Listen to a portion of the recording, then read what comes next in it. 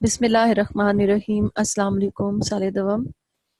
آج ہم حصہ نظم میں سے دوسری نظم جس کا عنوان نعت ہے، حفیظ طائب اس کے شاعر ہیں۔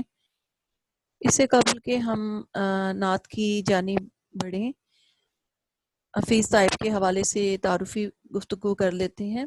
حفیظ طائب عہد حاضر کے مشہور و مقبول شاعر ہیں، اور انہیں یہ اعزاز حاصل ہے کہ جنہوں نے غزل گوئی ترک کر کے نعت گوئی کی جانب جو ہے رجوع کیا، اور پھر اپنی ساری زندگی انہوں نے مدحت رسول صلی اللہ علیہ وسلم کی لیے وقف کیے رکھی۔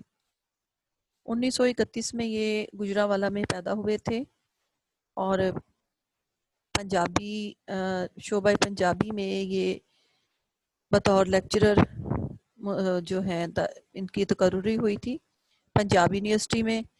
1991 میں یہیں سے ریٹائر ہوئے تھے، اور 2004 میں ان کا انتقال لاہور میں ہوا تھا۔ حفیظ صاحب جو ہیں انہوں نے اردو اور پنجابی دونوں ہی زبانوں میں نہایت خوبصورت حمدیں اور نعتیں تخلیق کی تھیں، اور نعت گوئی جیسے حساس اور مشکل فن میں بھی انہوں نے نئی سمتوں کی نشاندہی کی، اور بہت سے نئے امکانات کو بروئے کار لا کر بے حد کامیاب نعتیں لکھی ہیں۔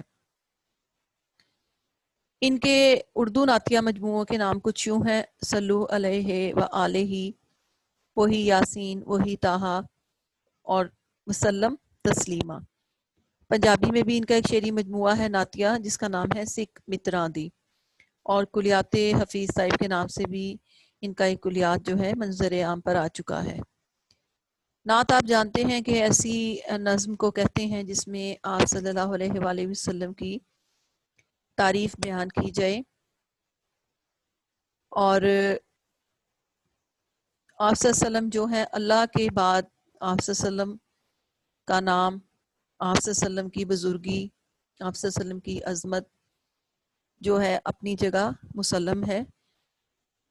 آپ صلی اللہ علیہ وسلم ہی کائنات کی تخلیق کا باعث ہیں، دنیا کی عظیم ترین انقلابی ہستی ہیں، اور دنیا میں بھی کامیابی کا ذریعہ اور آخرت میں بھی بخشش کا سبب آپ صلی اللہ علیہ وسلم کی ذات پاک ہی ہے۔ آپ صلی اللہ علیہ وسلم کی اپنی امت سے محبت کا یہ عالم کے وقت آخر تک جو ہے آپ فکر امت میں رہے، اور جب تک آپ صلی اللہ علیہ وسلم پر ایمان نہ لایا جائے، جب تک آپ صلی اللہ علیہ وسلم سے محبت نہ کی جائے، اس وقت تک ایمان جو ہے مکمل ہی نہیں ہوتا۔ جیسا کہ آپ صلی اللہ علیہ وسلم نے بھی فرمایا تھا کہ جب تک میں ماں باپ سے، جان و مال سے، اولاد سے بڑھ کر سب سے زیادہ عزیز نہ ہو جاؤں، اس وقت تک جو ہے ایمان کسی کا مکمل نہیں ہو سکتا۔ اس نعت کی جانب آپ پہلے شعر کو دیکھیے: خوش خصالو، خوش خیالو، خوش خبر خیر البشر، خوش نیادو، خوش نہادو، خوش نظر خیر البشر۔ خوش خصال کہتے ہیں اچھی نیک عادات والے، خوش خیال کہتے ہیں خوشخبری دینے والے، خوش خبر کہتے ہیں اچھی سوچ والے، اچھی خبر دینے والے، اور خیر البشر کہتے ہیں بہترین انسان۔ یعنی شاعر جو ہیں وہ آپ صلی اللہ علیہ وسلم کی تعریف بیان کرتے ہوئے، آپ صلی اللہ علیہ وسلم کے اوصاف حمیدہ بیان کرتے ہوئے کہتے ہیں حفیظ صاحب کہ آپ صلی اللہ علیہ وسلم انسانیت کی بھلائی چاہنے والے، بہترین عادات و اطوار والے، بلند خیالات کے حامل، خوشخبری سنانے والے، عالی نصب، نیک فطرت اور محبت بری نگاہ رکھنے والے ہیں۔ خوش نعات کا مطلب ہوتا ہے عالی نصب، اور خوش نہاد کا مطلب ہوتا ہے نیک فطرت۔ خوش نظر، ہسمکھ، خیر البشر سے مراد نبی صلی اللہ علیہ وسلم یعنی بہترین انسان۔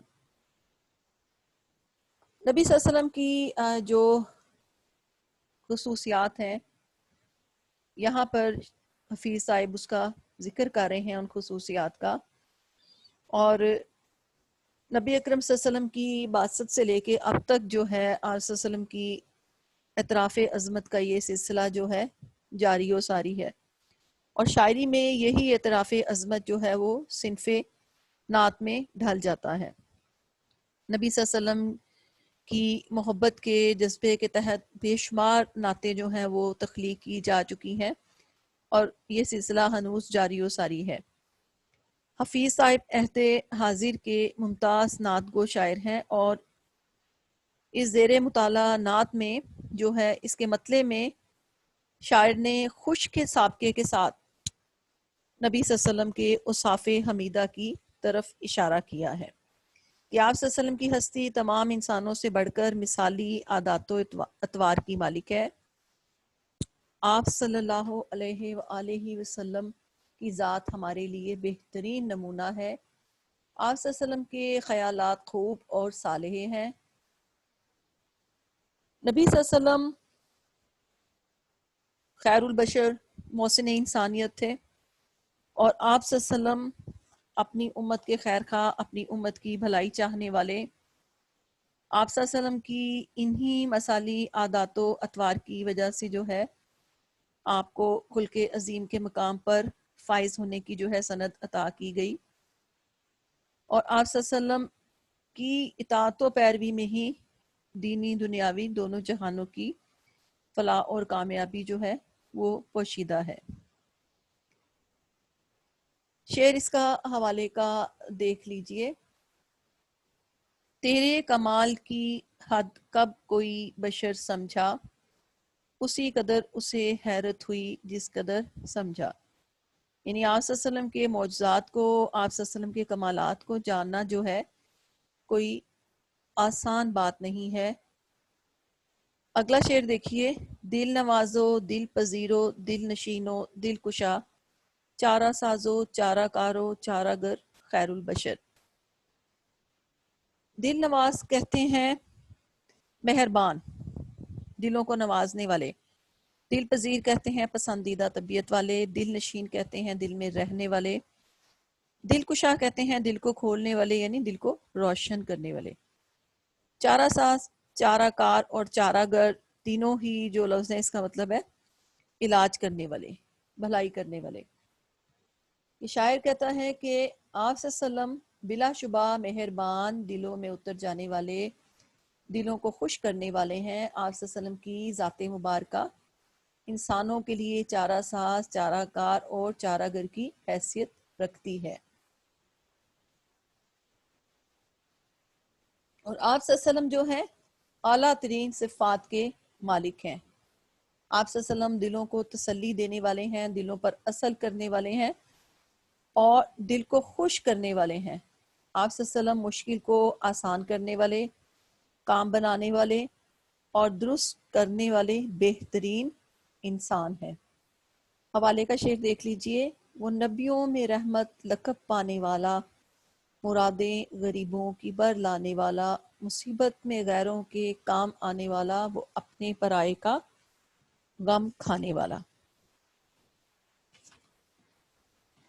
یعنی دوسرا مصرع اس کا جو ہے کہ اس میں جہاں آپ صلی اللہ علیہ وسلم کو چارہ ساز، چارہ کار اور چارہ گر کہا گیا ہے کہ آپ صلی اللہ علیہ وسلم انسانیت کے چارہ ساز، چارہ کار اور چارہ گر ہیں۔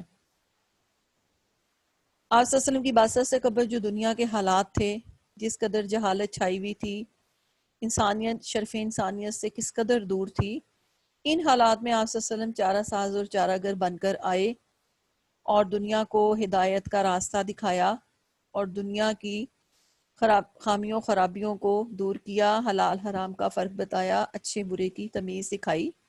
یعنی آپ انسانیت کے چارہ گر ہیں۔ بے شک بلا شبہ آپ محسن انسانیت ہیں اور بلا شبہ آپ صلی اللہ علیہ وسلم خیر البشر ہیں۔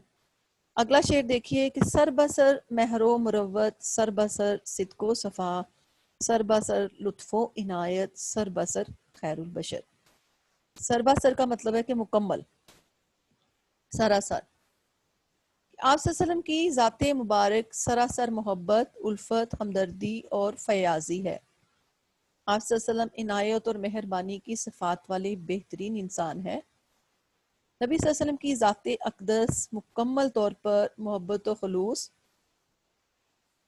اور صداقت و پاکیزگی کا بہترین نمونہ ہے، اور بلا شبہ آپ صلی اللہ علیہ وسلم محبت و عنایات کا کامل نمونہ ہے۔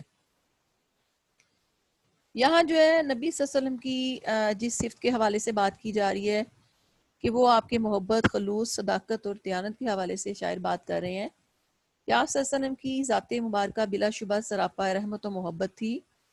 آپ صلی اللہ علیہ وسلم کے دل میں سبھی کے لیے محبت و شفقت کوٹ کوٹ کر بھری ہوئی تھی، اور آپ کی یہ محبت شفقت صرف انسانوں کے لیے نہیں بلکہ انسانوں، حیوانوں، چرند پرند، جانور سبھی کے لیے جو تھی آپ کے دل میں بے پناہ محبت تھی۔ آپ صلی اللہ علیہ وسلم کسی بھی ذی روح کو تکلیف میں دیکھنا گوارا نہیں کرتے تھے، اور یہاں تک کہ مکہ فتح ہونے کے موقع پر بھی آپ صلی اللہ علیہ وسلم دشمنان اسلام کو نہ صرف جو ہے معاف کر دیا، اور پھر دیکھیں کہ آپ نے اتنی ایذائیں برداشت کرنے کے باوجود بھی جو ہے کسی کو بددعا نہیں دی، کسی کا برا نہیں چاہا۔